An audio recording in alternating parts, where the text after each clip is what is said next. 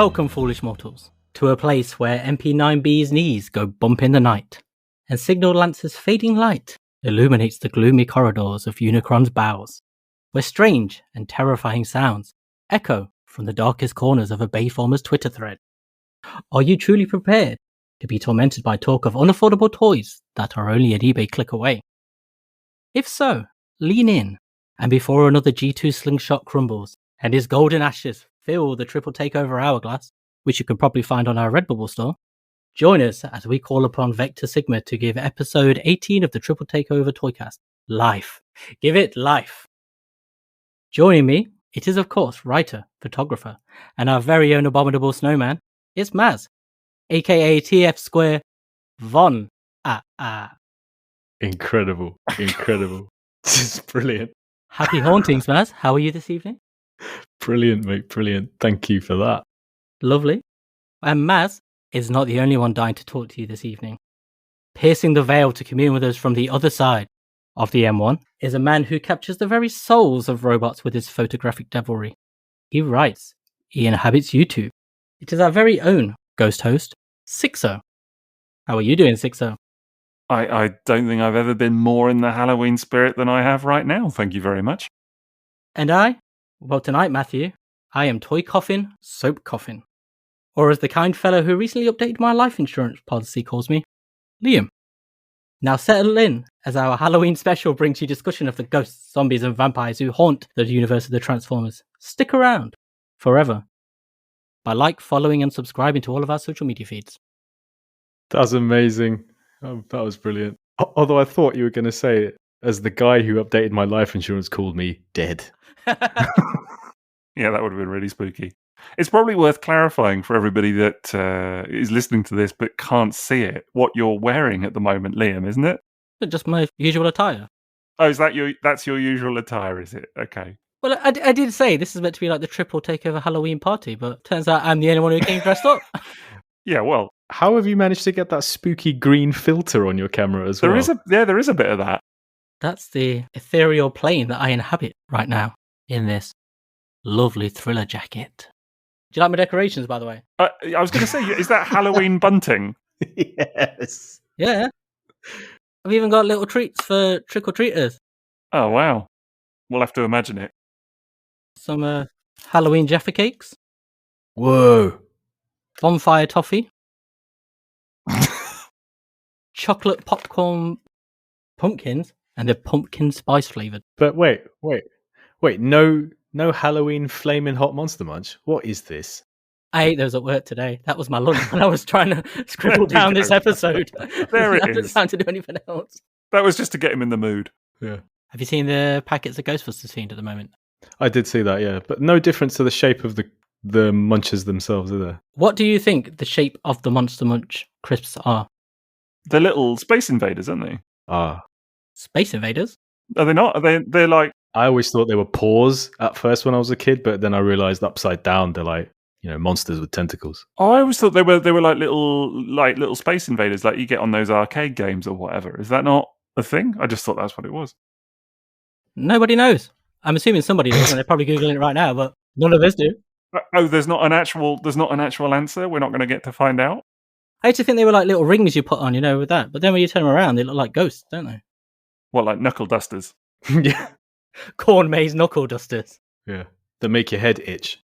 Pickled onion's the best. I can't wait. I'm in London again soon, and I'm very much looking forward to getting my dose of pickled onion Monster Munch.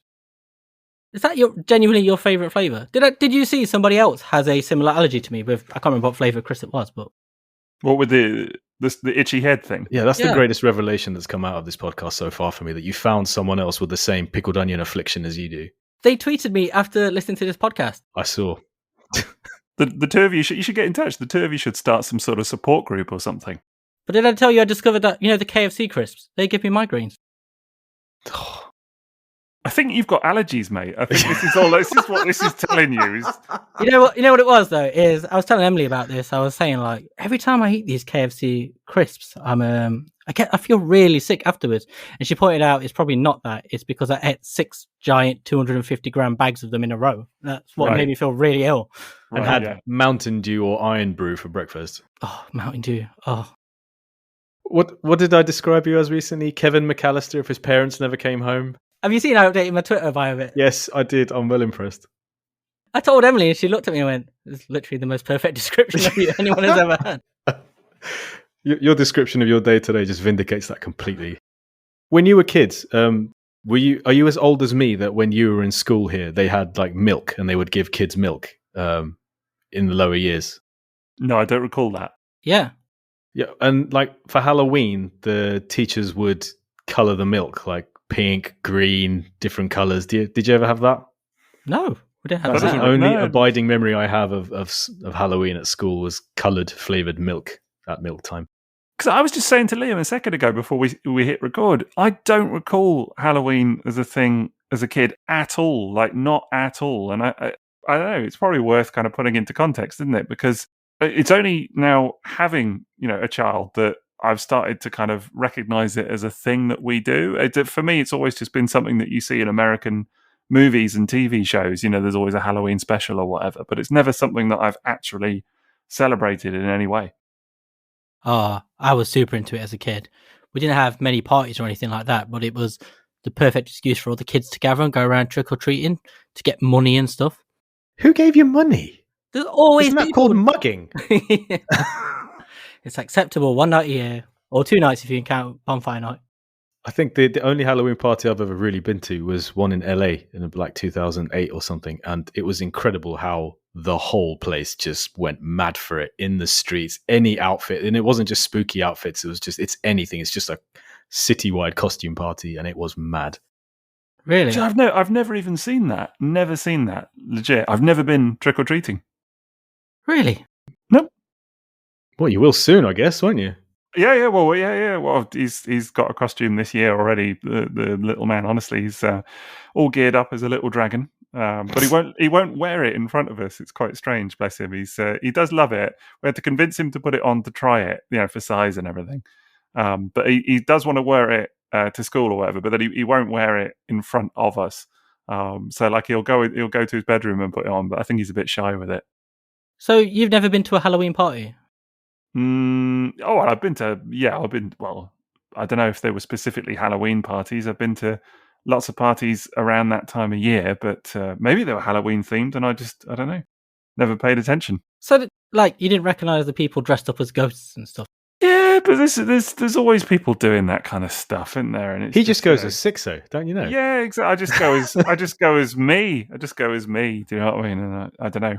Internet celebrity Sixo. Have a good time. No, what are you on about? No, just go as me and just have a good time, and that's that. And other people wear what they wear. And well, you are an internet celebrity because you're like the first person we know who's got an access to the dislike button on Twitter. So you're just a mere couple of followers away from a blue tick, mate.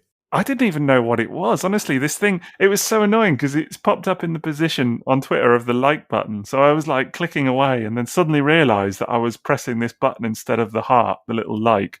And I was like, hang on a minute, what's this? And I thought it was like... Wow, how many souls have you crushed today? Well, I don't know. Yeah. I've disliked a load of tweets and didn't even mean to. Oh, I like that use of phrasing as well. Souls have you crushed. Right. Getting in the spirit. Spirit, get it?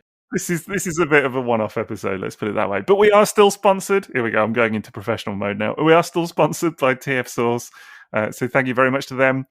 God, they didn't know what they were getting in for, really, did they? But you can go and check them out. tfsauce.com for all your Transformers third-party needs. As ever, we'll do a little segment in the middle of the podcast and talk about them a bit. And don't forget to support us on Patreon at patreon.com/triple takeover. Remember, Sixo's Butlers, the top tier that we have. You get exclusive minisodes, and there's another one just around the corner that you do not want to miss.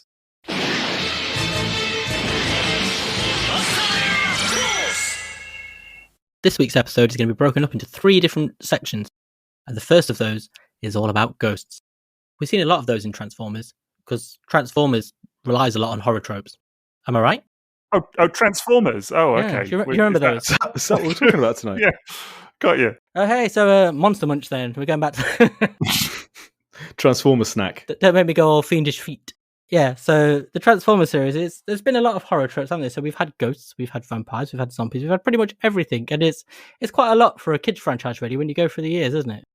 Yeah, it's quite a scary not scary, but quite there's a lot of kind of horror elements in it, actually, when you think about it.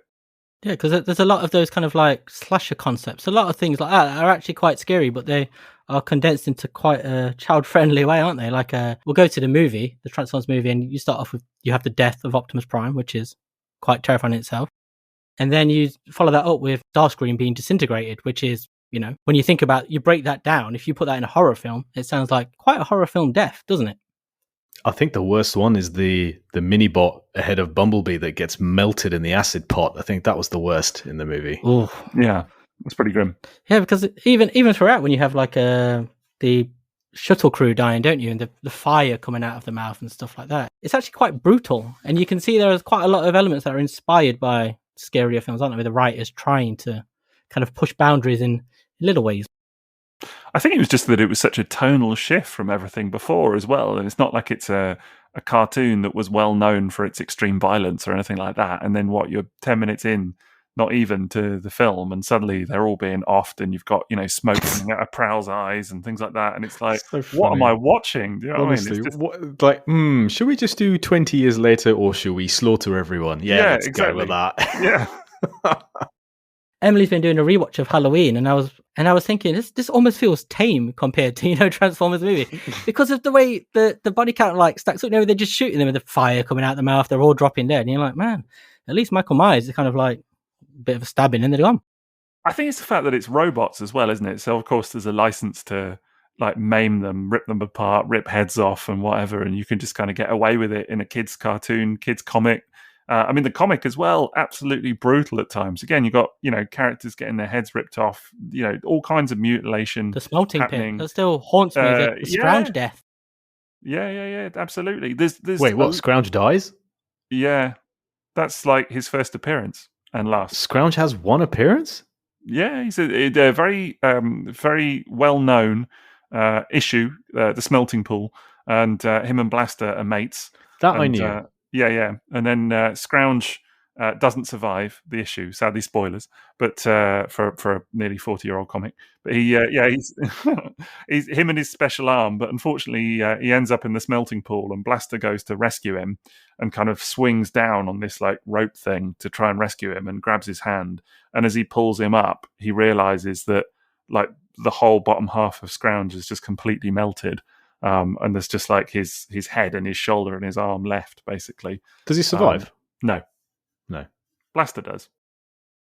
So, but yeah, and it's not a particularly pleasant issue. But lots of stuff like that. There's so many panels from that comic that are just like emblazoned on my brain. The one that got me for years was, as a kid, was Scorponok being melted by Unicron.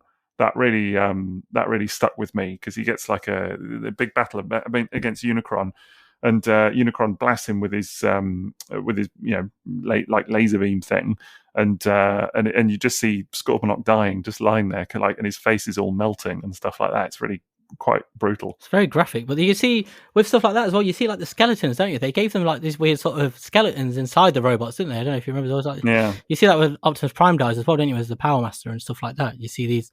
Wait, Optimus Prime dies? Spoilers. Going to ruin his childhood now. I'm not sure if you guys are aware, but in one of the early scripts for the movie, Megatron is taken to the Hall of Heroes, and originally his spirit was like meant to float off into the ether or space or whatever, and then get captured by Unicron, blah blah, Galvatron, woohoo! So there's quite a preoccupation with the paranormal from really early on in Transformers.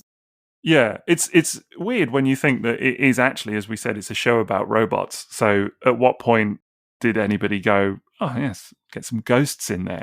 It's like, it's a weird thing to do, isn't it? But I don't think they ever really kept Transformers very traditional robot franchise, did they? There was always kind of mythological elements, fantastical elements in there of some description.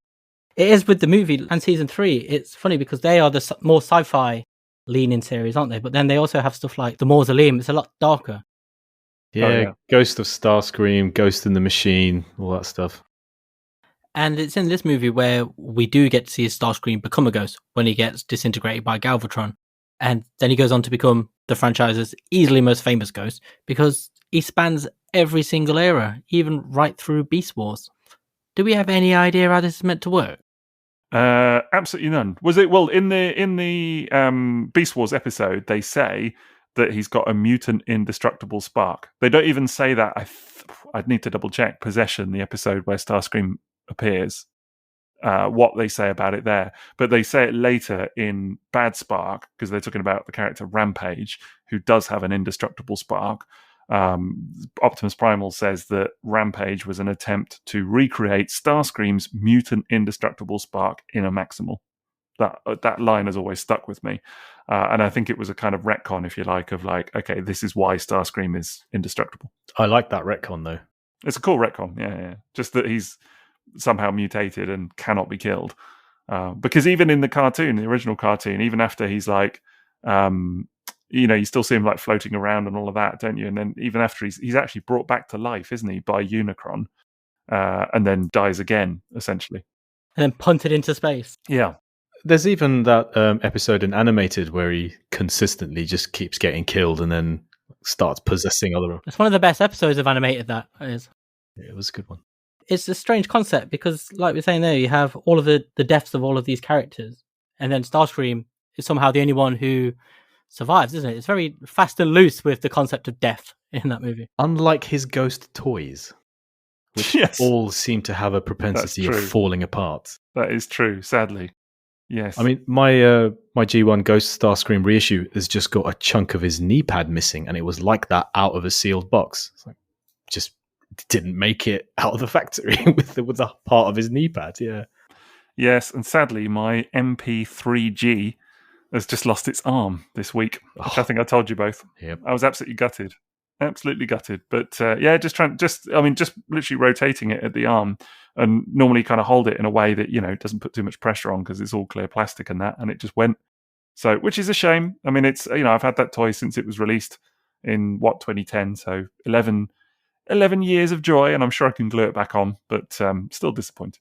There is somebody on Twitter right now who has commented on every single picture you've ever posted, or anyone's ever posted, of a clear plastic toy, going, "Oh, clear plastic," who's suddenly going, "Vindicated." Yeah. Vindication. That's what they're thinking right now. Well, they very much so. It's clear plastic, not to get into it, but it is one of those, isn't it, where people love to point it out. It's like GPS. Like, you can't post anything, picture of anything vaguely GPS-y or GPS adjacent without people being like, GPS, and I sometimes think, yeah, sure, but like just dislike those replies, mate. Exactly.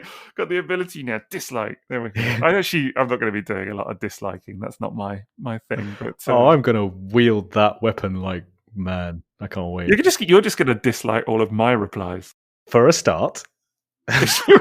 You're right. All of my hilarious replies.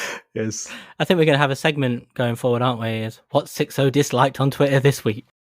Yes. Maybe. I'll say. Like his lists of tweets that you must have seen. He can do the best tweets of the month, and I'll do the most disliked tweets of the month, just as a compliment to his. It'll all just be tweets of mine that you'll. Yes. That's the thing. Annoying stuff that Sixo has said this last month. How very shellfish. I knew. See, I sent that one, and I genuinely, when I was sending it, I thought, this is really going to Maz off. Yes, mission accomplished. I couldn't fathom any better response than just, ugh. And I tweeted that as well. That sounds horrifying. Behave. So, Ghost of Starscream, this is like one of the most famous G1 episodes, isn't it? We kind of revisit Starscream for the first time, and it's the first time a character comes back, isn't it? Is this before Dark Awakening, when Optimus Prime's zombie comes back? No, I think Dark Awakening is an earlier episode. Do you think? I think so, yes. There's several orders of the show, isn't it? I'll look it up real quick, but from memory, I remember someone saying that Dark Awakening was done fairly early on because there was so much... backlash about the Optimus dying. Yeah. That they were kind of like, really trying to sort of get it. They brought him back to kill him off again. Yeah. As a zombie, yeah. Just like, look, he is actually dead, all right? Like, we know you wanted him back. It's not happening. Here you go. So Dark Awakening was number 8, episode 8 in season 3. And of course, the first 5 episodes are all, 5-parter. So then you've only got the Killing Jar, Chaos, and then Dark Awakening. And actually 2 episodes later is Starscream's Ghost. Oh, wow. Because you see, I remember seeing Starscream's Ghost as a kid, and the only bit I remembered of it was the mausoleum. You know, when they go in and it's talking about Huffer, and I think he says, like, is it Dirge's catchphrase or something like that? It said, like... Oh, Dark Awakening. Yeah. And Starscream's Ghost, isn't it? Is it Starscream's Ghost? No, that's Dark Awakening with the mausoleum. All right, so which is the one where it is Starscream's Ghost where Octane is hiding? That's where he comes across Starscream. Yes, that's Starscream's Ghost. Yeah. Dark Awakening, you're right, is the one though where the Autobot the big mausoleum. Talking about Huffer and stuff like you can see the names. They mention Huffer is dead, and which we'd not seen before. And then there's the corpse that nearly lands on Daniel, which always freaked me out as a kid as well. Yeah. That was something that was very memorable. And then Prime obviously appears all battle scarred and whatever, and then his grave is empty, and then it's a pretty horrific episode actually. Of course, there's the stuff of nightmares really, and I know there's. They just wanted to make sure nobody wanted that toy again after that episode. Definitely, and then of course at the end he's all. Half his face is blown off and his eyes hanging out and whatever, and he's lost an arm. It's the masterpiece MP10 variant we haven't had. I've often said that. I'm amazed that all these Optimus Prime toys we get, like, you get the movie Battle Damage and all that, but we've never had the Dark Awakening one where he's missing an arm. I'm amazed, absolutely amazed. I mean, with MP44, how difficult would it have been for them to have the facility to just, like, remove the arm? It would have been, all right, stick a couple of extra bits on it. Maybe when the clear version comes out, you can make one yourself. Yeah, there we go. Dislike. But so in that episode, he comes across Octane, doesn't he? And then he possesses Scourge, so we get possession as well. Mm-hmm. He takes over Cyclonus too. I think he does for a bit, yeah. Because then Galvatron blasts him when he realizes it's Starscream. That's true. It is such a fun episode, or maybe a 2-parter, I suppose, and one of the most memorable episodes of Generation 1 easy. I loved it. Absolutely brilliant. Loved that episode. I just remember the bit at the end when Unicron finally gets him his body, and the very first thing that happens is he ends up just being like blown into space. Do we know? Does he die from there? Because in Beast Wars, obviously, he's a ghost, isn't he? I think he. That was the implication that I understood. Yeah, was that where Unicron blasts him, that he's dead again. Yeah, in a kind of Arnold Rimmer way. In that bit in that episode in Red Dwarf, where was it Time Slides, where they muck around with history, and then at the end they're like, "Hang on a minute. Rimmer's alive, you're alive," and then he gets blown up and he's dead again.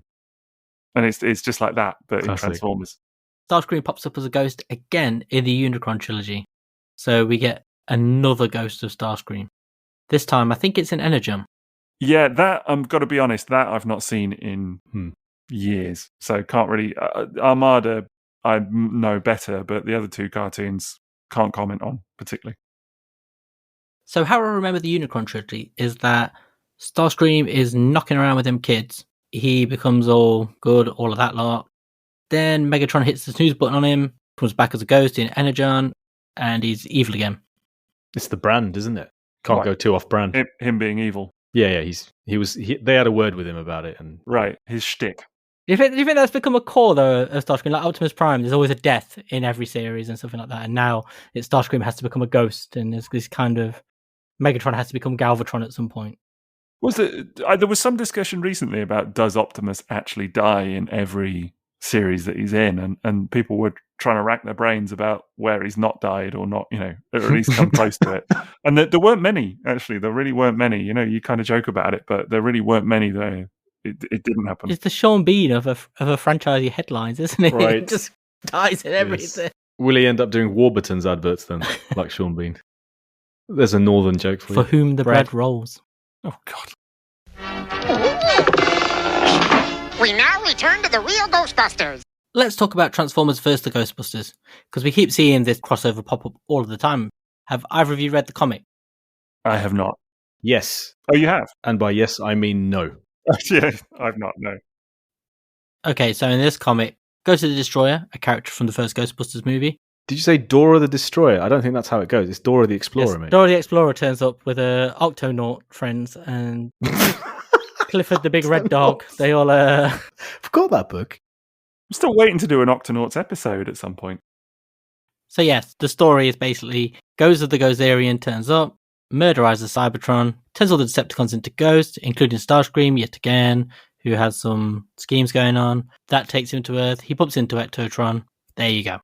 So this is the comic that was in line with the Ectotron toy, right? Like it was a recent. Yes. Yeah. Okay. Cool. Now, Ectotron, that was CW Silverbolt remolded, wasn't it? Like that's the real one. I'm just saying that because he's got orange legs. No, it was Onslaught, wasn't it? Or suppose like very Whatever. heavy retool. Yeah. They're all Silverbolt. The Onslaught and Hotspot mold. But you've got that toy, haven't you, Sixo? I do. It's very nice. I like it. So a fair bit. Anyway, it's really nice in car mode. The robot mode's got some compromise, but yeah, it's good. Yeah, the Ghostbusters car is fantastic. Like the Proton Pack turns into the roof rat, doesn't it? Also comes with a little Slimer, so there's another ghost. It's actually the same Slimer as the Masterpiece MP10 Ghostbusters, but the Masterpiece one is really nicely painted. Hang on, wait. So you're saying the Masterpiece Slimer doesn't have ankle tilts, can't shake Prime's hand and fit in his trailer at the same time? It does fit in his trailer. Yeah. Yeah, and I'm sure you could make it shake his hand as well. Proper Masterpiece. But it actually attaches to the little ghost roller, not ghost roller, what am I about? The little ghost trap roller that there is in there as well. That's so good. That is really nice. Yeah, it's fun. It's a fun set. See, that stuff's awesome. Those kind of little crossovers. But like, I think Ectotron is my favourite of all of the crossovers they've done so far because the car is so well put together, isn't it? Like, it really does just look like an actual car. You know, like in an era where you get Generations toys now where they sort of look like cars, or because they're trying to look like a cartoon robot. There's a lot of compromises. This one very much focuses on the car for a change, like the vehicle. Yeah, it's a really good toy for sure. I really like what they did with it, and as I say, I think actually the car mode itself does look fantastic, which is really, really good. And that MP10 Ghostbusters one, honestly, I love it. I was really, when they first announced it, I was like, what on earth is this going to be? And that's as someone that collects MP10s, I was like, oh my God, this just sounds, dire. I thought it sounded great, honestly. No, man, I was like, not. It's the 7-Eleven one. I was like, what? See, and that's lovely. They're all lovely. That yeah, Evangelion one is incredible. Yeah, beautiful. Even the watermelon one, the most recent one, I love it. If you say so. What's that one? That's the it's the shoe. The Atmos Safari one. It's like green and sort of pink and loads of weird colours. It looks like a watermelon when you look at it. Gargoyles are here. One of the things that's always fascinated me with Transformers is its concept of death. Because some robots stay dead, others come back. You've got those floaty Matrix ghosts that pop up, the ghosts of Autobots past and all of that stuff. So what do you think the afterlife concept is in Transformers? Do they actually die? Or are they just machines?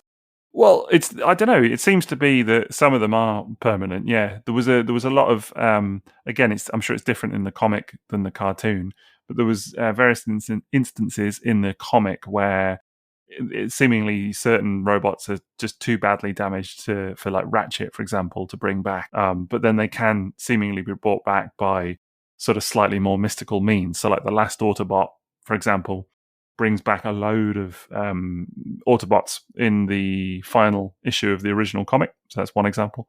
But yeah, in the cartoon, I don't know, man, because it's that I agree with you. It's always sort of fascinated me, that bit with the Matrix, with the old primes and stuff, and that dude that just looks like a really kind of gnarly face, like the orange face or whatever. That's like the kind of sort of epicenter of all of it, isn't it? So yeah, I don't know. Because you sort of see like when Ultra Magnus gets killed on Junkion, he explodes. He's just popped back together. But like Optimus Prime, in the original script, he was quartered by the sweeps, wasn't he? Very brutally. Another very horrific death. Yeah, definitely. Stuff like that. Whereas some of the Autobots are like shot once and they're dead. And like Optimus Prime's death seems quite tame almost compared to Ultra Magnus. It's really sort of confusing, isn't there? There's no real... Well, I think Ultra Magnus was a higher price point toy. Yes. So, yeah, bigger box and all that. I was just going to say, I think it's all narrative convenience, really, in it. Just whatever needs to happen at the time. But it doesn't really make much sense. But yeah, it's one of those. I'm just fascinated if it's like Red Dwarf again, with the Silicon Heaven. Could well be. There's obviously something. They obviously kind of believe in an afterlife, because we don't really ever get a sort of clarification of what till all are one means either, do we? We just sort of assume that it's this slightly kind of religious sounding thing, but no idea what it actually means. That only comes in like 100 episodes into the show. It's like the Matrix, isn't it? And the sort of just suddenly pops up like they've all known it all along. But there's this whole You see it more in season 3 again, don't you? When they journey into the Matrix, like it's some kind of heaven. And this is another concept that's endured through later ones, because we saw it again in like RID 2015, don't we? Where Optimus goes into the Matrix, and there are the spirits of dead primes like Microman Prime and stuff like that, who they can access. I was thinking about it because with the most recent He-Man cartoon, the Revelations, when He-Man dies, he goes to like a special area, doesn't he, with other heroes, and it's only them, like a specific... What was it called? Preternia? Yeah. Preternia is like this idea from the original toy line that it was Eternia's past, and it's sort of prehistoric times. So you've got dinosaurs running around, volcanoes going off. But in Revelations, it's been reimagined as a sort of like afterlife gated community where like the greatest of Eternian heroes go once they hit the snooze button. So they kind of die, but they go to this heaven where they can run around on the backs of dinosaurs and all that. But I just wonder if there's like a similar concept in Transformers. Like clearly there's an element of writers having creative freedom to expand or interpret ideas in their own way. But it's something that's always like fascinated me since I was a kid, whether there is a genuine canon idea of afterlife in Transformers. Because you see some come back, but not all of them. I don't know. There must be something more to it. Someone must have had this conversation. Yeah, I think for me, I don't know. I think that there's definitely some way that they can come back, seemingly. You know, like Ultra Magnus is a great example of that. And there's too many of them that do come back. So are they ever really dead? Maybe not. But I guess even like Optimus Primal, actually, thinking forward to Beast Wars, who dies and is blown up entirely. I mean, he would have been atoms from that blast.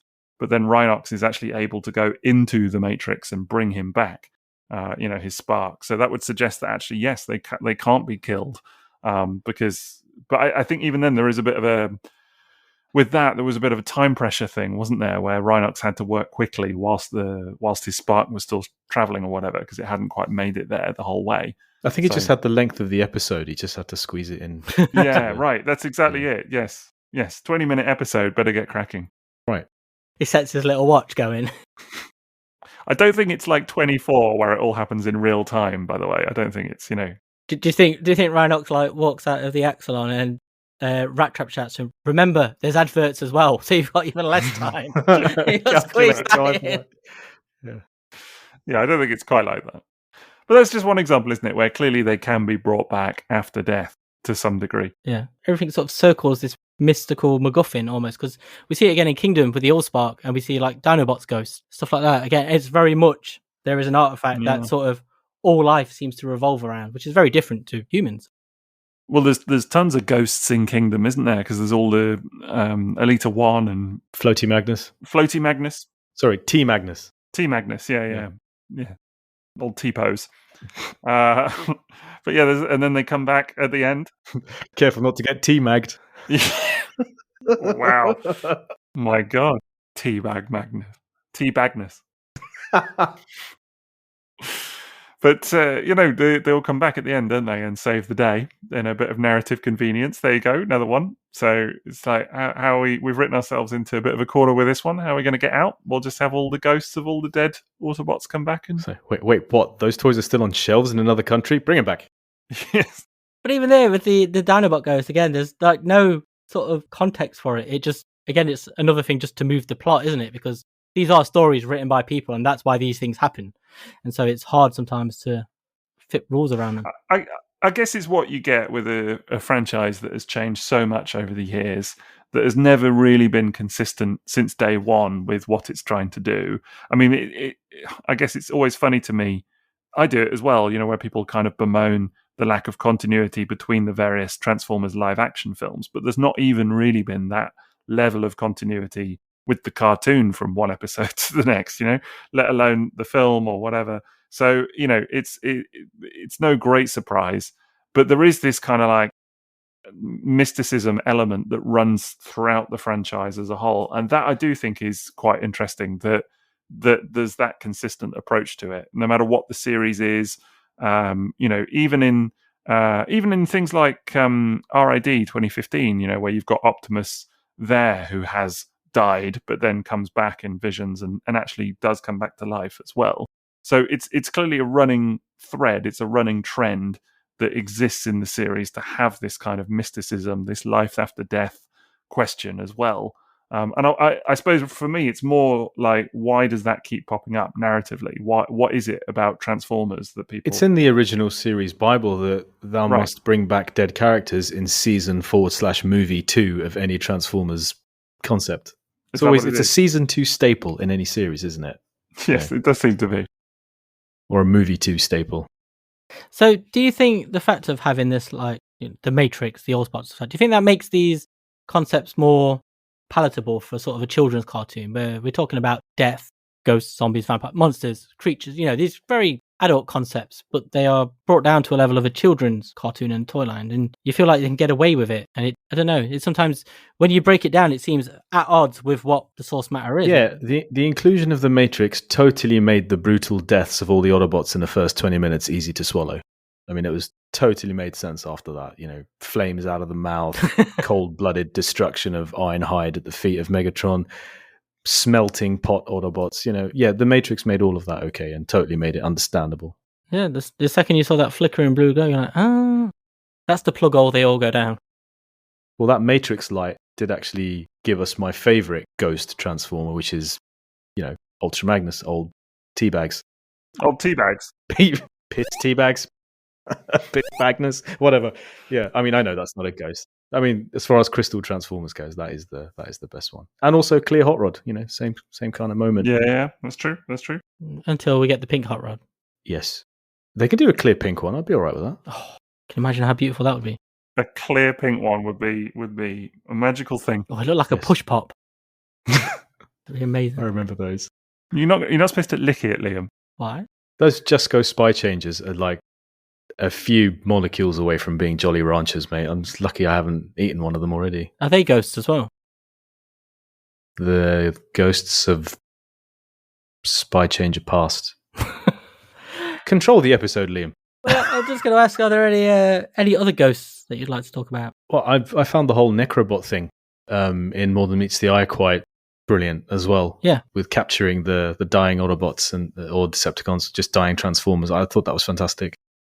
That was quite a fascinating way to dive into it as well, wasn't it? Like the way he tied up so many just little loose ends as well through it. Like, him going back and removing characters from places where... Oh, yeah, careful. Sixo hasn't read it yet and he needs to. On the list. The Transformers will return after these messages. Okay, so it's time for that part of the episode where we talk about our sponsor, who is, of course, tfsource.com. So thank you very much to them for sponsoring the pod, as always, and they do continue to do so. But yeah, I'm just looking on their site now, and there's loads of good stuff in stock at the moment. I think the one thing that we're all excited about, or certainly excited to talk about in different ways, is the new MPG-01, and yes, it is 01, Liam. Oh. Trainbot Shuki. Which is the Masterpiece Raiden, first trainbot on there. So that's really exciting, isn't it? So immediately caught my eye as well. That is, without a doubt, by far the most interesting thing for me on that page right now. It's absolutely the one I would lay down the cash for if I could right now. I'm really into that. I think it looks absolutely amazing. Yeah, I cannot wait to see the other toys and to see how it all pans out. We've had a little tease of the combined mode. I think it's going to be a good while, probably. I would imagine they'll space them out a little 2 bit. years, apparently. Yeah, exactly. I had read that. So yeah, this is the time to get on board with that, literally, and see how it pans out. So, but I did notice that TF Source have got some other stuff as well. They've got, I didn't even know these were coming up, but X-Transbots have got loads of mini-bot repaints going on, which is kind of exciting. So they've got all kind of different homages, like some of the BotCon tap out and things like that are getting sort of third-party Masterpiece styled upgrades Mexican or updates, variant mini-bots, Brazilian variant mini-bots. So, some really niche stuff. I think that's really cool to see as well. So and the other thing I spotted this week was we talked about him earlier, the J Balvinatron, but actually TF Source have got him in as well for pre-order. I think the other thing that really stands out for me on that page is the world's chonkiest Optimus Prime on the special stand. Oh right, yeah, like Fat Prime. Fat Prime, yeah. It's Fat Prime on a stand. Is it's a weird one. With It's the a weird one, Tensegrity base, yeah. Yeah, I think I've seen online. A lot of people are kind of like, "What? Do you know what I mean?" They just don't really get it. what they've done what now? He's a proper trucker. Yeah. Well, okay, but it's a thing. There you go. You can order it if you want. The stand is a little bit weird. What's the stand a reference to? I think was it Lego that I originally saw the whole tensegrity stuff with. I don't know a lot about it, but I do definitely know that it was a Lego thing, how to suspend things, how to make things stand with tension or something like that. I really, really don't know. But now it's got a fat prime on it, and if it can keep him up, it's got to be doing something right. Exactly. There you go. So yeah, lots of great stuff in stock right now at tfsource.com. Do check them out for all your Transformers and third-party needs. We now return to the Transformers. The next stop on our ghost train ride through the supernatural is a little bit more bloodthirsty. It's time to talk vampires. And we've seen quite a few of these, haven't we? I actually didn't think we had, but then apparently we have, yeah. I'll say yes. Well, just recently we've had Draculas. Yes. It's kind of yes. That is one that I can definitely think of. This is brilliant. I love this Dracula's thing. Because I did like Titan's Return Mind Wipe, and I think this is super cool. And yes, the fact that he is in Transformers the movie in that great hall of Decepticons is brilliant. Just brilliant. I checked that out. I sent you the picture, didn't I? But after, because it was on the minisode we were talking about it, weren't we? And one of our Patreon minisodes. For those of you wondering where this discussion was, it was behind the paywall. But we were talking about the fact that there's that Dracula-looking character in Transformers the movie in the Decepticon Hall of Heroes. Yeah, but he's definitely there. It's definitely a Dracula nod. Yeah, big golden statue in the coronation scene. Yeah. It was very cool. So do we not think they are just sitting here absolutely combing every single frame of Transformers G1 and someone has spotted that, that Dracula's in the coronation hall and goes, we can make that. I thought you were doing a Dracula impression for a minute. Count Von Count has popped in. Yeah, I genuinely, I thought there was going to be some, wanting to suck your blood action going on, but I know I'd love to think that they did comb that cartoon, that movie, but I don't think so. I think they just spied a money opportunity and went with it. But the first vampire in Transformers was Thundercracker. The Italian name for Thundercracker was Vampiro. Ah. I would have thought that would have gone to Skywarp. You know what? Maybe it was Skywarp. I think you might be right. It's Astrum, Corvo, Vampiro. Those are the three jets in Italian. Astrum is Starscream, and Corvo and Vampiro are the other two, and I get them mixed up. I didn't know you spoke Italian. I don't. The boxes do. I'll read the boxes. Yeah, but you added a very nice little inflection there on it. Yeah. Corvo. It's Maz's posh accent again. I'll start sipping an espresso in a moment. Don't drink coffee either. Don't like crunchy biscuits, and I don't drink coffee. Cool. Yeah. I like crunchy biscuits. Hey, look, man, they are the best biscuits on earth, so do not diss those biscuits. But yeah, Dracula. So have either of you bought that toy? I'm going to assume the answer is no. I haven't bought a toy in 3 months. No, I haven't bought that toy. I have it on the way for review from our wonderful sponsor, TFSource. Have you seen the box? I have seen the box. It's wicked. I have seen the box. It's wicked. It's very cool. I wish they'd have revealed that when we did that packaging episode. We could have got a third part out of it. Whole other thing, isn't it? So it is mad that they did that, and I think this was in a mini-sode discussion as well, that we were saying that collaborative generally it's so random now, isn't it? It's like gloves are off. It could be anything, because at one stage it was like, okay, they've done Ghostbusters, they've done Back to the Future. What's it going to be next? Top Gun was kind of all right. Exactly. Top Gun was kind of on that theme, whereas now Jurassic Park was already a little bit of a curveball by throwing in the dinosaur as well as the vehicle. And now with Dracula and, old J Balvinatron or whatever, it's like literally what is it going to be next? You've got bands and, old monsters being collaborated with and things like that. So telling you, London Transport, that's what it's going to be. Yeah. I would love to see that. Zamboni, make it happen, guys. But yeah, Dracula is definitely a bit of a weird one, isn't it? But I think, was it because they have the rights somehow to do it? But Dracula is public anyway, isn't it? The rights to Dracula, right? But I think this is licensed, isn't it? Because this is the Universal Monsters version of Dracula. Yeah, I was going to say, that's it. Right, it's Universal. Thank you. I was trying to remember which studio or whatever it was, but yes, Universal Monsters. Do you think we'll get the rest of the Universal Monsters? Because we almost got them in G1, didn't we? There was that unproduced vintage horror movie monster toy line. You had Dracula turned into a bat. I think it had the Fly. And then there was the Soggy one. Oh, God, I'd forgotten this. Yes. You see the concept art quite often, don't you? Yeah, I'd completely forgotten about these. So, and they were never produced, but I do wonder now if they licensed Universal Monsters completely, so we'll get like the Mummy, Frankenstein, and the other one, Invisible Man. There's another clear plastic toy. I've already got it in my collection. It's in that little space on my shelf just over there. It's really good. Deep in the canyons of Nebulon, Galvatron creates Headmaster Horrorcon, fiercest Decepticons of them all.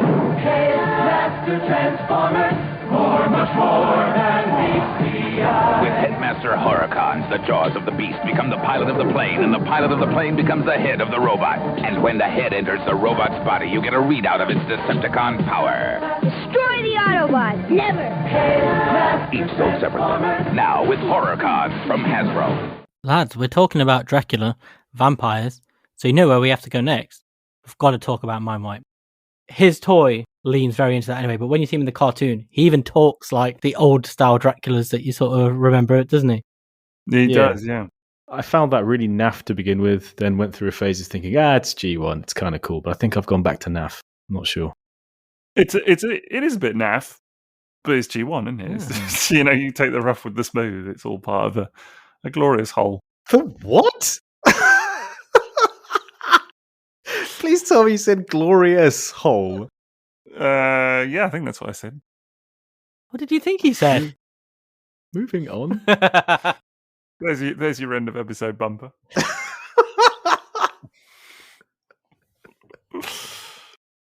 Is that what you said when you were finished with the glorious whole? Yeah. I don't know. I have to ask your mum, mate. I don't know.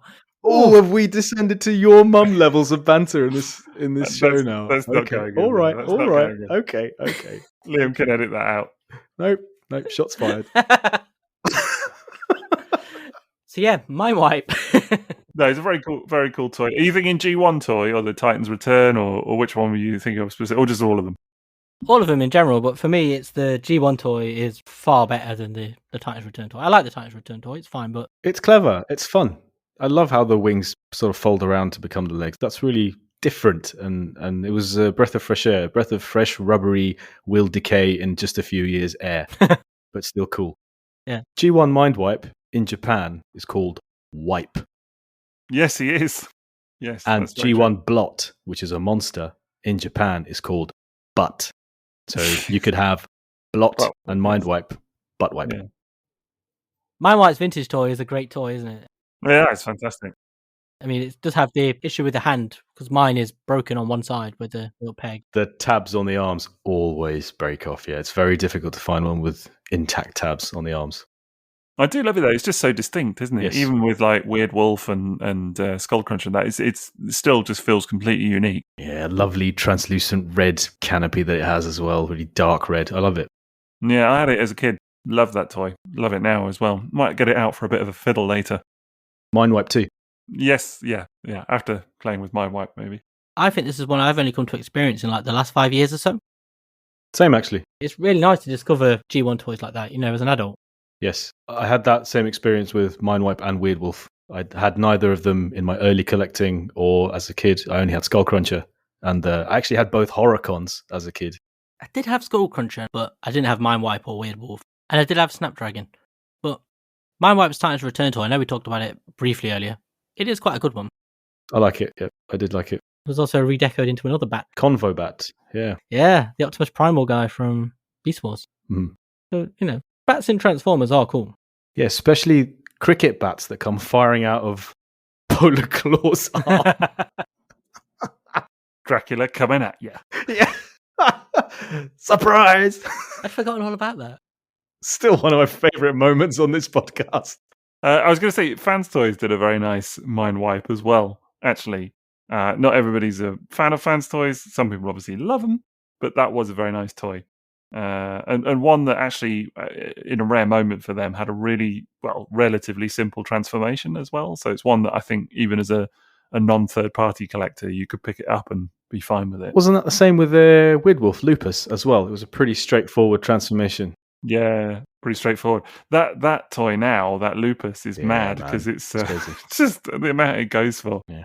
Absolutely chronic, honestly. It's absolutely ridiculous. Best mind wipe toy for me is Fans Project Sigma L. Yes. That is a superb toy. I've been waiting to mention that, like, just for the last few minutes. Like, I keep picturing John Strong in my head. I'm like, he's listening to this going, bring that up. The little coffin on the back, the Perfect. headmaster Yes. is That's it. spectacular. That's exactly what I was thinking of when this whole episode was mooted. I thought there must be an opportunity to talk about Sigma L. Sixo was saying about Fans Toys, it's not for everyone. It's the same with Fans Project, isn't it?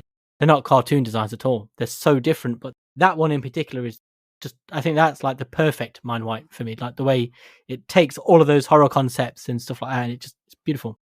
It's a perfect third-party product in so many ways. It's generation scale at a time when you were never going to get a generation scale headmaster. And it's mind wipe, but completely new concept and done in a super creative way with two massive shotguns. I mean, how excellent are his shotguns? And the wings are fantastic on him. Just a really great toy.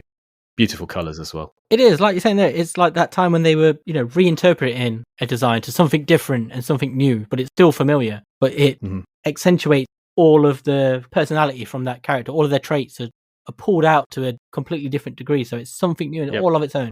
And it looks like something out of an anime, doesn't it? It's got that whole like Hellsing vibe to it. And yes, for sure. I don't know if my memory is failing me, but I almost felt like in robot mode, it almost looked like he was dressed like Dracula as well. It just had sort of like molding that evoked that vibe. It's got that like a Dracula, if Dracula was a rock god vibe, hasn't it? Yes. It really does. And that's just coming straight from John's pictures as well, isn't it? Boastful Manfish's photographs of that toy.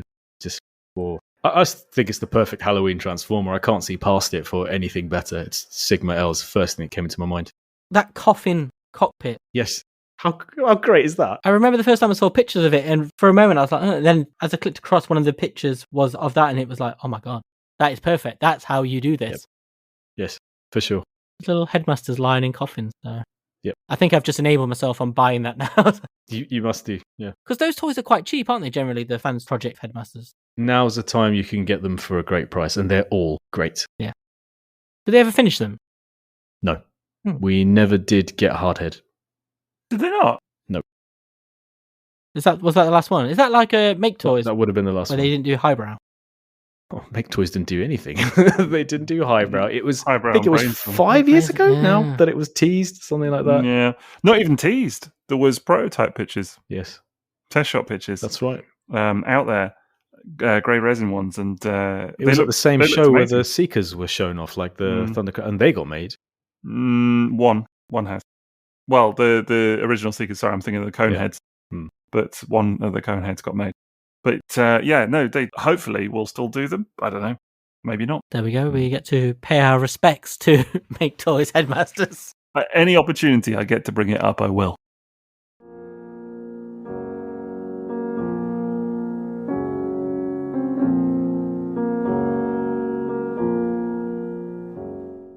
Did either of you ever watch the old Cybertron cartoon? They had these ancient Decepticons who were based on classic monsters of myth and legend. Did either of you see any of that? Yes, I watched the whole series. Do you remember this? No, because I really didn't see any of them. Okay, so there is an episode where there is a character called Crosswise. Don't know if you're aware of this character. And he's basically... That's a spy changer, mate. All right, Gavner, it's a spy changer, you know. All right. Oh, it's a bloody spy changer, mate. All I'll right. cut you.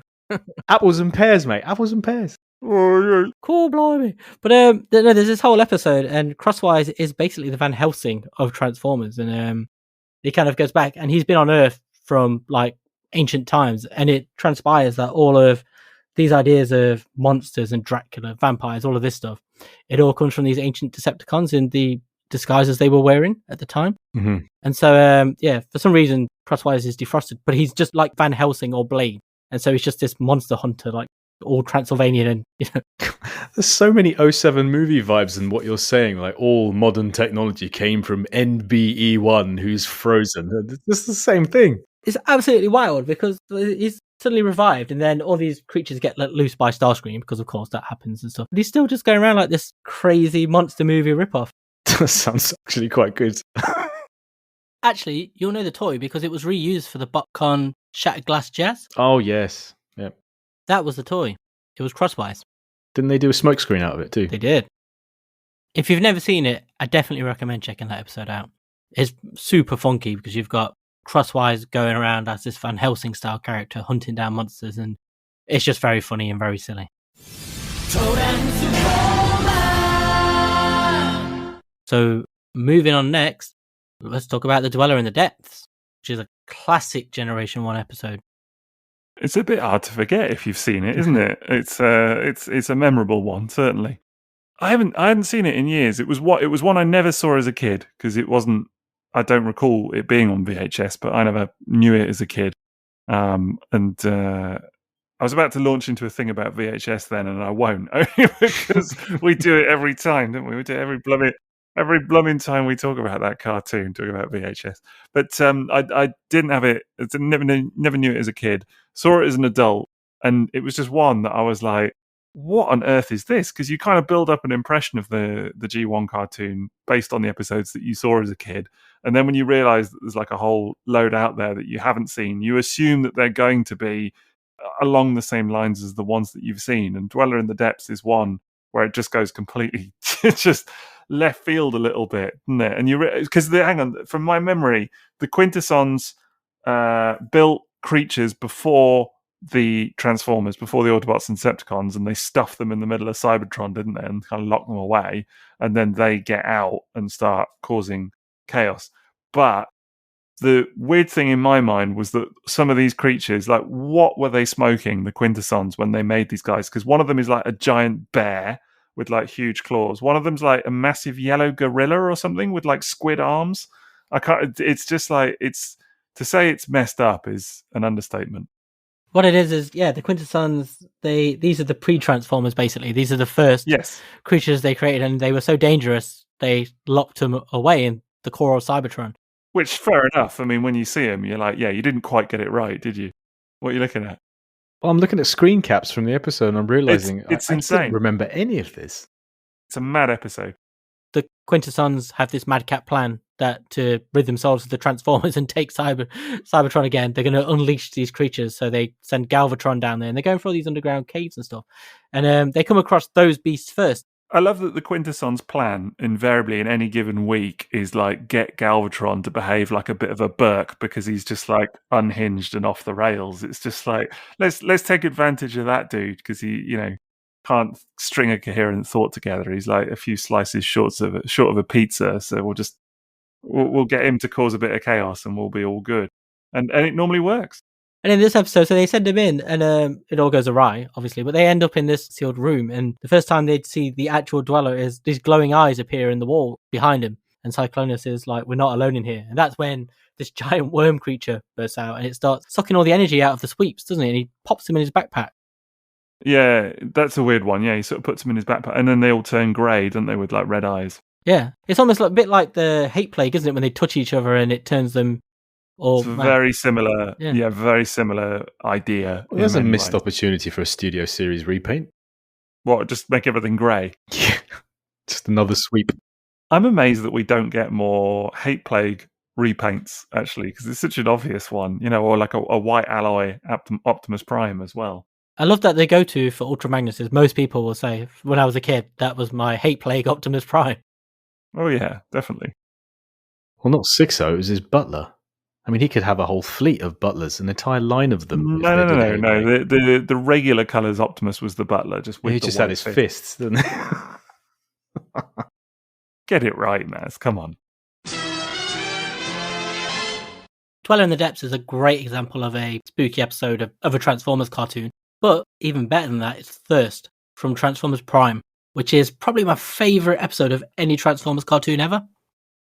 Why? I watched it on your request, and I liked it. Great voice acting, actually. The interplay between Knockout and Starscream is fantastic throughout this. Some of the lines, the stuff about when he's talking about voodoo and drive-in theaters and stuff like that. There's a lot of that. If you tell him to shoot for the head, it's just because he saw it in a film. That was a good line, actually. I did like that. Like Transformers Prime is, when you watch it, it is more adult than you would expect for a Transformers cartoon. Particularly this episode, because they've all got very like xenomorph style mouths, haven't they? And they're all Yep. It ends on quite a scary note as well, doesn't it? With what's her name, Arachnid. No, I was going to say Black Arachnia, but that's not right. With Arachnid kind of sucking everyone's energon or whatever. So no, it's a dark old thing for sure. So they really kind of committed to it. Yeah, they really did.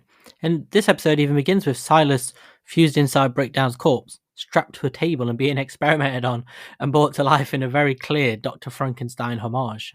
Yeah, that whole Silas character, anyways, is quite... it's been a few years since I've seen the cartoon properly, but that's quite disturbing anyway, isn't he? Because he's like a human that then is connected and he's essentially dead, but kind of hooked up to a dead Decepticon. And then, turned into this kind of zombie thing. So it's all pretty grim. Again, it's been a good few years since I've seen Prime as a cartoon. I know lots of people that love that cartoon, love it. And I know a fair few people that do not like it one bit. So I think it's a really divisive show, which is weird because actually when you watch it, you think, why would this be divisive? Actually, doesn't sort of seem like it would inspire that level of disparate opinion. But I think on the whole, it's a quality show. It's well put together, and they did have some very unique ideas in there. So all credit to them.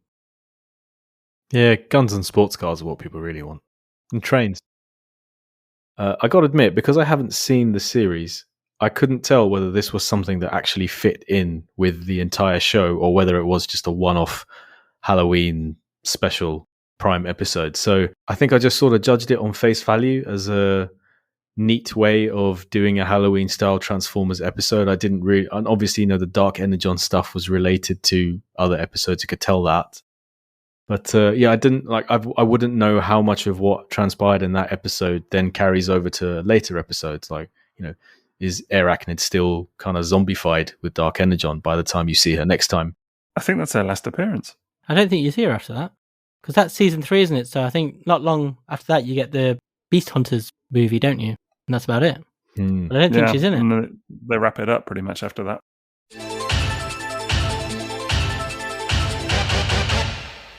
Last and probably least, let's talk about zombies. Quite a few, aren't there? Quite a few old Transformers zombie robots. So I guess this is the one really that you would think would be the most obvious because, robots kind of coming back from the dead, as we've already sort of ascertained. Ghosts is a bit more kind of mythological. Vampires is just like a sort of horror trope, but zombies sort of plays up to the whole, like, they're robots and they can be reanimated and whatever. So that actually sort of makes sense to me. So the one I always think of course, is the Marvel, it's City of Fear. I was trying to remember the name of it then, but the whole, there's kind of an extended storyline that goes on in the original Marvel UK comic called City of Fear, and then there's a few other issues after that, and that's got loads of zombies in it, absolutely loads, because Ultra Magnus and some of his troops go back to Cybertron, and they get zombies coming at them and whatever else, and it all turns out to be a nefarious plot by Flame, who's an Autobot scientist that's gone rogue and has basically cooked the whole thing up to kind of distract people from the fact that he's actually trying to turn Cybertron into like a big warship. So it's a very strange storyline, but it's actually really, really good. And the artwork is horrific as well. Really, really nicely done. Flame is another one of the mad scientists that are always mucking about with stuff they shouldn't be, Yeah, they're always doing stuff like that. It was a bit like in old Transformers Prime, wasn't it? There was a bit of that as well. Just like, stop messing around with stuff. Do you know what I mean? Stop doing it. That was just that first episode. Yeah. First episode was just that, wasn't it? Yeah, literally that. Just injecting breakdown with whatever they had lying around. Yeah, it's crazy, because just watching this, it struck me how often the mad scientist trope repeats in Transformers. In this show, you've got Starscream and Knockout mucking about. Then you've also got Shockwave, who's got his own little lab where he builds Predacons and all these sort of things. There's quite a few, and it spans the whole generations of Transformers, like we're talking about there with Flame. City of Fear is a good one because it deals with something that I always find quite interesting in Transformers, and that's the idea that without brain modules, they can just be controlled because they are just machines. Yeah, and there was actually some precedent for that in the comic because they'd already done it with Optimus. There was a very early UK story where Optimus is, his non-living body, if you will. They actually animate it to kind of make it seem like he's alive. So there is some precedent for that as well. I think they are machines, obviously, but they definitely have some element of a soul or something for sure.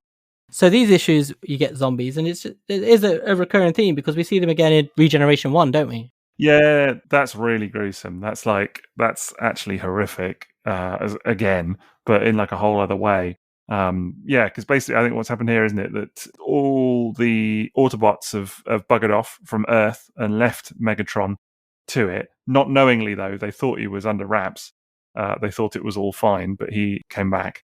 And then found all the kind of Decepticons that had been killed previously and basically reanimates them as like mindless slaves. He kind of lobotomizes them, doesn't he? And then reanimates them.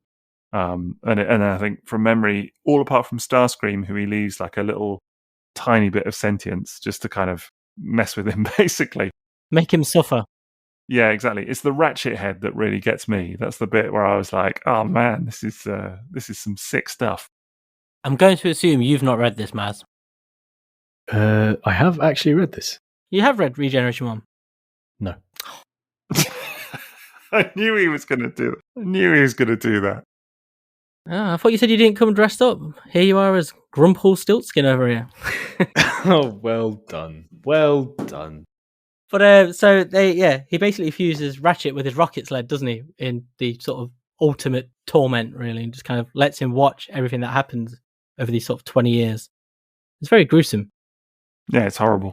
It's one that sticks in the mind, let's put it that way. Why do you think this kind of thing pops up in Transformers every now and then? Why, like, specific writers feel the need to take it to sort of like the horror genre instead of more sci-fi kind of, and staying more in that sphere? Why do you think horror comes into it every now and then? I think it comes into it more than every now and then. I think it's there very often. Well, but why do you think Transformers lends itself to that? Yeah, I really don't know. I guess it's again because they're robots and you can mess around with them. You know, you can annihilate them, you can pull them apart. You know, like that image of and it's all kind of where this storyline about Ratchet and the sled starts is because Ratchet and Megatron are fused together in the Generation 1 comic, and you must have seen that image, Maz, of the two. Yep. Yeah. I mean, that's really like body horror stuff, extreme, you know. And you couldn't do that with human protagonists, really. Do you know what I mean? Not in a kids comic, anyway. Like, I'm sure there are, other Marvel comics that have done stuff that maybe more extreme, whatever, but not necessarily to the same degree, and not necessarily with the same element of extreme, kind of candid way that it's portrayed. And I think it is just the fact that they're robots. There's a bit more of a license for it. I was reading More Than Meets the Eye and Lost Light. Like, there are elements like that make it into the story as well in various stages. And I always saw it as a way of demonstrating the particular perversion of a particular character or a particular series of events or a dark moment in history. But why, like in general, why that would be included in just general Transformers stories? I don't know. Is it just for variety, for a little bit of shock? There's more room for maneuver, isn't there, with what you can do with them and how you can pull them apart and put them back together. And it's not as graphic if it's not human, I suppose. But is it to evoke a certain reaction then, or evoke a certain emotion in the reader or the viewer in the context of Transformers? I think so, yeah. Certainly shock. I think in the particular case of the comic, I think there was definitely a kind of, how shocking can this be? How graphic can this be? You see a lot of that. I've written a couple of times about various shocking moments from the comic, and a lot of it is, I think, to really kind of like, wow, do you know what I mean? Look at what's happening here. You know, so and so's been blown apart and all of this, and I think it does kind of add that weight to that storyline. I think as well, you would have had a lot of writers, I'd imagine, who, even though they're writing a comic for kids, they would have wanted to push the boundaries as far as they can for their own, for their own enjoyment and creativity, weren't they? So they would want to see how far they could go with it. Their own horror influences, I guess. Yeah. Yeah.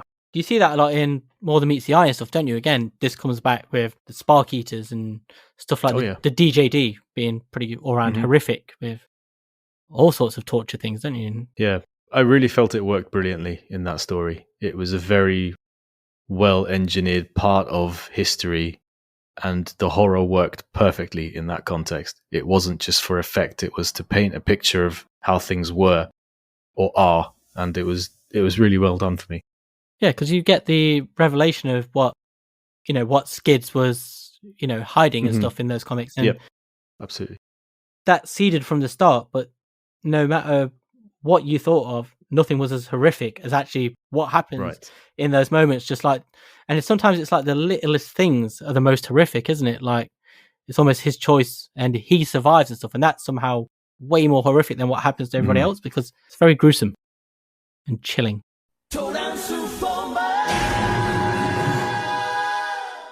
So what do we got left to talk about? I know. Let's talk about the Sparkless. Does anyone know what was going on here? Because I don't think the show explicitly explains where they came from or what their deal is. Well, you guys told me not to watch Siege, so I didn't bother. Yeah, but since when do you listen to what we tell you to do? When you tell me not to do something that requires effort, I'm all on board with that advice. Okay.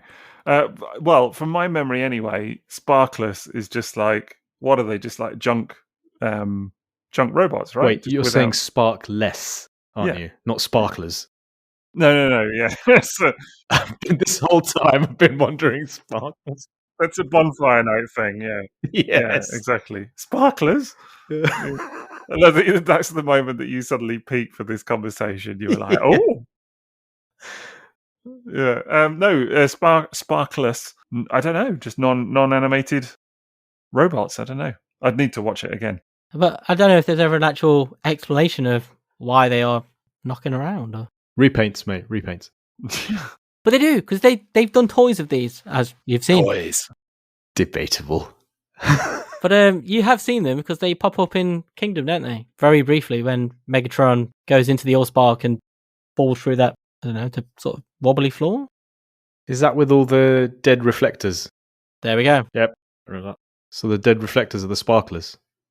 So where does the poo shoe come into it? It does look a bit like a poo shoe. It's the Prowl Blue Streak mold, isn't it? Yeah, it is. But made to look like a poo shoe. What's that got to do with anything? Why is that a thing? I don't know. It's not even in the show. What's that about? I don't know. It's a weird looking toy. What can I tell you? I don't own it, so I don't, can't comment on it too much. But certainly from the pictures I've seen, I'm like, poo shoe. I don't know what's going on tonight. Do you guys remember the Terracons from Transformers Prime? In the first episode, the Hasbro paid The Rock a lot of money to voice Cliffjumper right before they killed him. Cliffjumper, not The Rock. I have seen that, legitimately. Is this true? Or I'm about to go, yes no, and you have to go, no, not really. No, I have seen that. Hang on a minute. Who voiced Cliffjumper in that episode? It was The Rock. What, Dwayne Johnson? The Rock, yeah. Now, are you sure about this? Because the other day you said that person in the 2007 movie was Judd Nelson, and it wasn't. And it wasn't? No. I checked that out on IMDb. It wasn't Judd Nelson. Oh, man. Are we just making up facts now? Yeah. That's my job, remember? You should know better than to trust me when I've had a few drinks. Did you know the G1 Scourge in the tests for the movie was actually voiced by Sir Ian McKellen originally? I'm not saying anything because I don't trust you at the minute. No, it's a load of just like your Judd Nelson story. But you've been doing that all night. You've been like making up stuff the whole time. It's Halloween. Was it really The Rock in that episode of Transformers Prime? Yeah, he voiced Cliffjumper. No, I did not know that. That's why he gets killed at the start. That's what I did. What specifically? That's why he got. They brought in The Rock, and they were like, "Well, we got to kill him then." Yeah. Budget expended. Yeah, exactly. We could only afford him for one episode. So I'm now debating about this Rock malarkey. I'm like, I can't decide if that's legit or not. That is true. That's definitely true. Probably like he just read it wrong. It's Theo Roque or something. Yeah, there we go. Voice roles: Transformers Prime, Cliffjumper, Darkness Rising Part 1. How about that? Oh, that's pretty cool. Okay, well, that's nice. I had no idea about that. You think that they would have shouted about it a bit more? Maybe they did, and I just missed it. I don't know. Yeah, I think it was pretty prominent at the time. And I just missed it then. Is he voiced by Dwayne Johnson when he returns? No. Well, I say that. I didn't know he was. Very short. It's very John Nelson when he comes back. Yeah, exactly. Very confidently tell you that it is not Dwayne Johnson. I don't know that to be true, but I will say it confidently. And God damn it! But I mean, when he comes back, he's like a zombie anyway, so he's probably only just like going. Yeah. Oh well, that was my summation of it. He's just like a snarling beast, isn't he? At that point, so the voice acting process when he's on his way out. Can you just give us a few growls, Dwayne? No, someone just kicked him on the way out. It's in the shin. There, take that. Nobody kicked the Rock in the shin. Like nobody's going to do that, are they? Well, again, I go back to that story of Liam not preparing for an episode and instead watching a documentary about wrestlers who turned up at some kid's children's party. And, The Rock was there. Maybe some kid just kicked him in the shin. Actually, the documentary was about an ice hockey team. That was just a little part of the documentary. And gangsters. That's what that was about. Do we have any gangster Transformers? Does Swindle count? What about the Moosehead guy from... Yeah, Thunderhoof! Yeah. Yeah, he's the gangster. Yes. He's the only one I can think of. He feels like he'd fit in The Sopranos. Absolutely. But the Terracons recur throughout Transformers Prime, don't they? Yeah, that's the thing. I must admit, though, I'd completely skipped that they were called Terracons. That is just... I'm sure that they were. I'd skipped that it was even The Rock, so what do I know? But I somehow hadn't remembered that they were called Terracons. I don't know if you remember, but they made a toy specifically called Terracon Cliffjumper. I do remember that with... yes, I do remember that toy. Do you actually? That's the muscle car, isn't it? Yes, it's the muscle car with the horns. Yeah, I remember that. Another dead toy for your collection, Liam? A collection of none. Dead toys and toilet bots. It's niche, but someone's got to do it. It's really niche. Speaking of which, look what I bought this week. Hey! Oh my God! You've got the toilet. Oh, hang on. There he is. Especially for this episode. Ah, wonderful! Spectacular. We got there. That's the vintage Ghostbusters toilet, isn't it? Fiendish Flush or something like that. Fiendish Flush. Fearsome Flush. That's his name. Fearsome Flush. Oh, okay. That's actually not as good. Originally voiced by Judd Nelson. Yeah. That goes in everything. I love that not like 2 or 3 episodes ago or whatever it was, you were sitting here going, oh, I don't know why everyone keeps thinking I'm into toy toilets. And then now you're here presenting one that you've just bought. I guess the evidence was that you were A, looking to buy a toy toilet and have now B, bought a toy toilet. So, what were the clues? I think you'll find this is the textbook example of peer pressure. And plus, we record for so long sometimes, I can't get to the loop. That's a disturbing image. That's a very disturbing image. I saw it on Hasbro Pulse the other night and I thought, oh gosh, I've got to buy this. Oh no, especially for the Halloween episode. Wait, so that's a new toy? Yeah. I thought that was the old one. I thought it was a vintage. Yeah. They've re-released the vintage toy. Oh, have they? They reissued a toilet. They've re-released all the real Ghostbusters toys. Have they? Yeah, Hasbro have been doing all these old Ghostbuster toys, and they've been re-releasing them all on the vintage Kenner style real Ghostbusters cards as well. They look exactly like the originals. So you've had Ectotron, the car, you've had a whole bunch of figures, and then you've got the shooty stick thing, fired like foam tennis balls, it's called, Ghost Popper, fired these foam tube things. Of course it did. Megatron, that's what it was called. Judd Nelson, again. But they've done all the figures and stuff like that, and the toilet for some reason appeared in there. That's what I was talking about when I said I kept seeing it at Forbidden Planet. That was very specifically what it was. So you admit that you were constantly talking about toy toilets, then? You're owning this now. Yes, I was perusing toy toilets. That's another one for the collection. Yeah. But Terracons. Yeah, the Terracons in Transformers Prime are something very different to the traditional depiction of Terracons. I guess now Terracons are just like whatever they need to be, aren't they? Because they're in the new movie as well, aren't they? They're in the old Rise of the Beasts, but again, different thing. It's because it's a good name, isn't it? They are? Maz is pulling a face. Yeah, they are. Yeah, they're so like that Scourge, the new Oh yes, with all the logos on the grill. Yeah. So he's the leader of the Terracons. They're not Decepticons. Interesting.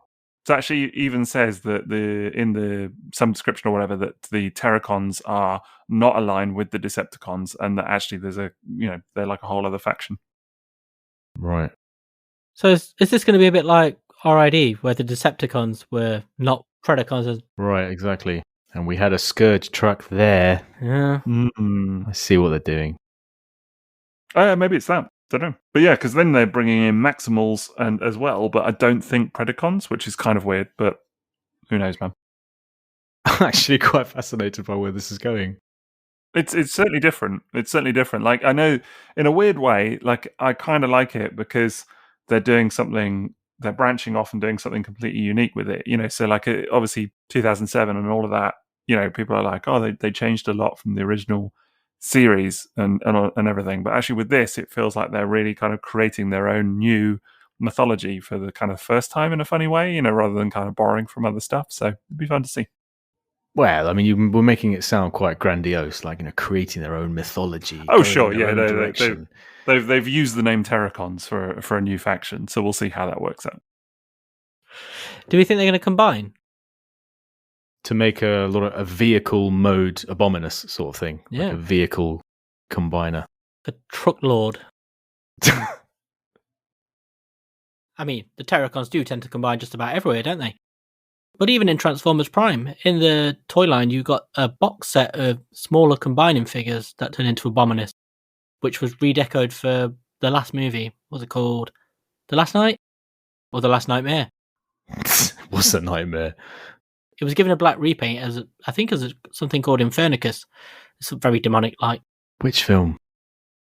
It was the one that you and I watched together, Maz, and then you started asking me how my day was and stuff. That was a dire movie. So how's work? Yeah, I remember that. That was that one. And I think someone had fallen asleep. And so I may have missed the bit that Liam is referencing. It was in the soup of stuff at the end. You know what I mean? It was just there was some the smelting things pool happening, explosions, robots. There's just a mess of things happening on screen. Stonehenge in there somewhere. Yeah, there was Anthony Hopkins as well. Yeah. Fish punch. Yeah, maybe a toilet. Jaeger, I don't know. Maybe a toy toilet. You know how in every Transformers movie they've always been here for slightly longer than the movie before, when they're like, "We've just arrived." Then before it's, "We were here in the 60s." Nope, World War II. Stonehenge. The planet is a transformer. Yeah. Oh God, yeah. Wait, no, the planet's Unicron. Yeah. Well, yes. God, I wonder if that will come back. These monsters are having a little tiff. He thinks roast beef flavour Monster Munch is biggest. And he reckons new pickled onion flavour Monster Munch is biggest. Aha! Here comes the biggest authority in the land. He'll sort it out.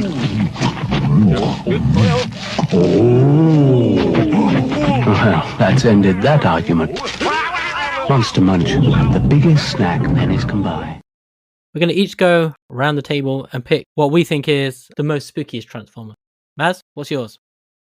I think Sigma L from Fans Project. It's the one I think of when I think of Halloween and spooky. And just a shout out to the horrific head underneath Octopunch's helmet.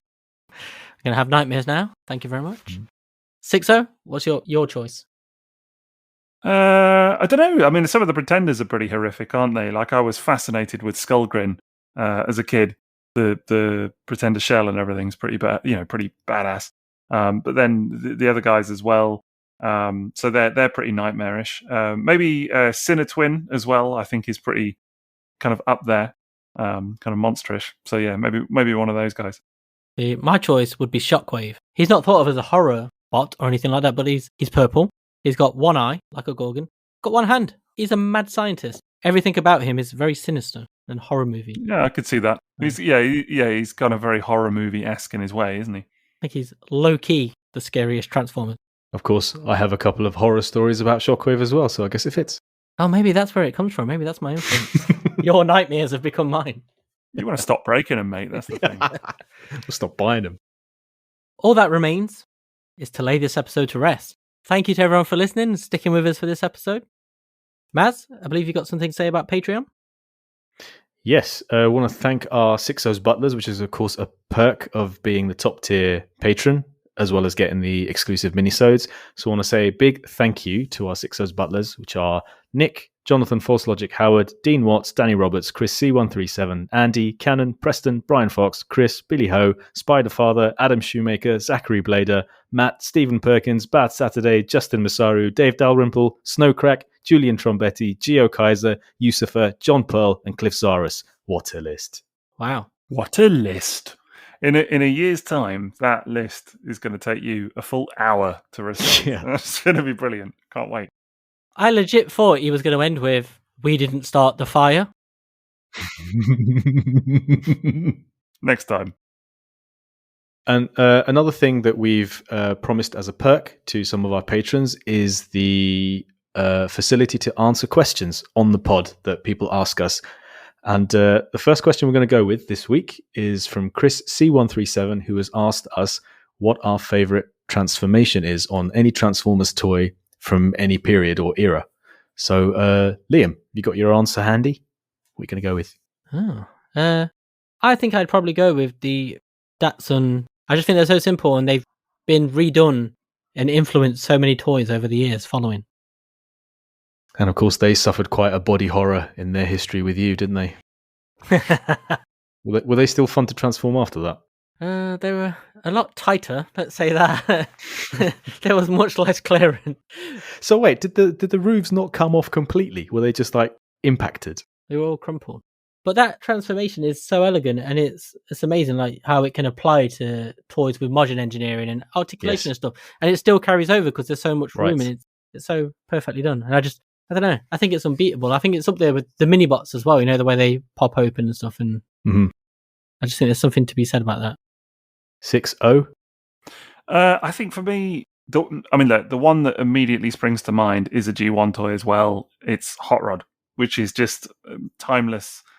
You're pulling a face now, like, that's what I was going to say. You It was. It absolutely is. I even wrote a bloody article about it. But yeah, okay, go on. Have Hot Rod. Go on. Yeah, well, you asked me, so I got in there first, mate. But, it's a timeless classic, isn't it? It's just absolutely wonderful. It's got everything that you want in a transformation. It's not too complicated, but it's still involved. It's got really nice clicks to it. So, like, the leg click is wonderful, the way it slides down. The little spinny backpack section is wonderful as well when it doesn't come off. But but like even the way the the arms come out, the chest flip is magic, absolutely magic. And the fact that to this day, even some diehard, well-known Transformers fans continue to get it wrong in photos is hilarious. But it's just an all-round fantastic toy. But the transformation is just one for the ages. And I don't know, it's just one that I could I have done repeatedly since I first got the toy, never got bored of it. Yep, G1 Hot Rod would be my answer as well. It's not one I owned as a kid, but when I borrowed it from my friend as a kid, I realized, oh my goodness, what am I missing out on? And when I started collecting as an adult, it was a very hard toy to find. I used to buy broken ones to see if I could fix them with junker parts, and even that was the most Hot Rod I could get until I finally got a reissue.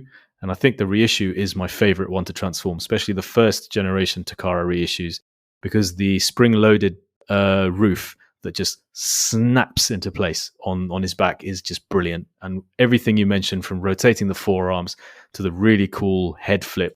And something actually one of our friends told us is that on the reissue especially, when you have put the head on correctly, you can then compact the head and the neck one step further and it clips in and it's extra secure.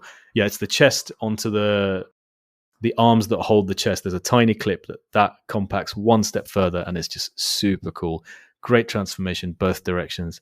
Only thing that comes close for me as an obvious answer is G1 Jetfire, but I think G1 Hot Rod for me is also the best. Hot Rod, of course, is interesting as well for the additional leg extension, isn't it? That's actually built in but sort of prohibited. That was on the original kind of prototype or whatever, and then taken out. But you can still get it, can't you, if you unscrew the legs and everything. Some modification you need to make to it. I think that it no longer transforms, but it just is a robot mode with the extended legs. With just longer legs. But he does look very long of leg. Yep. Doesn't he, at that point? So, but yeah, just wonderful toy. Wonderful toy.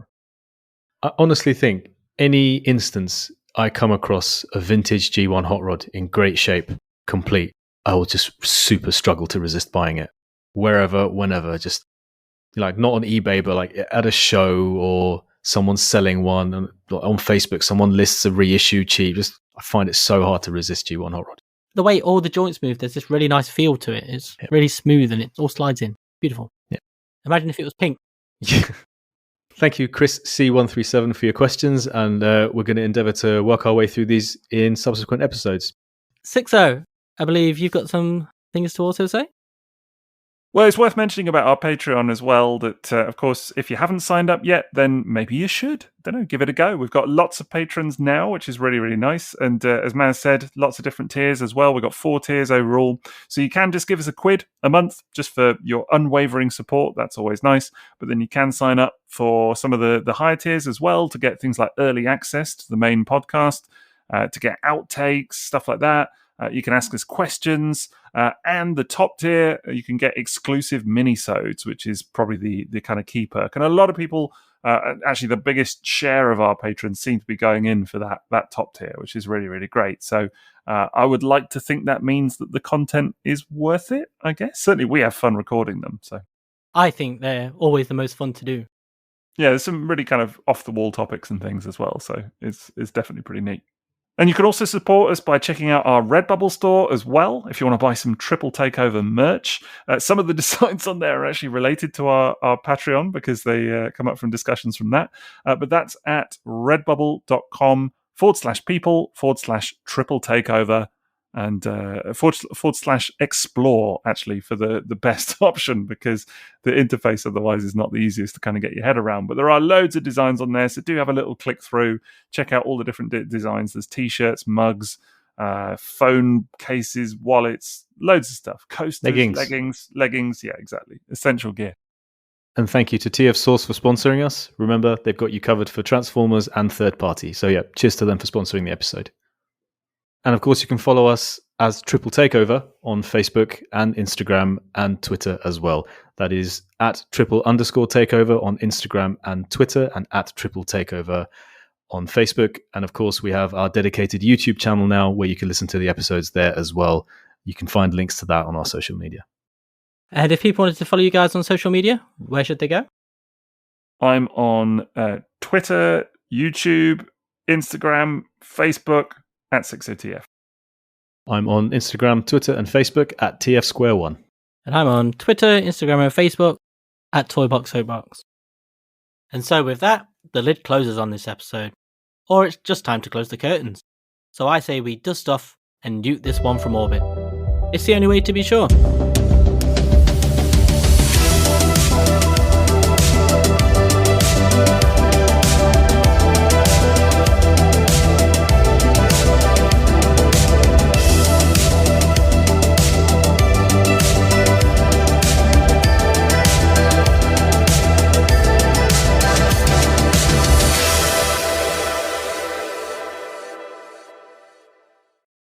Do we do the bread theme song now? Gotta get up, gotta get up. Grab the world by the throat and shout. Greetings! Lie low, Lil! I think I speak for listeners here, where I just say, what is going on? A cut, that's what, a cut.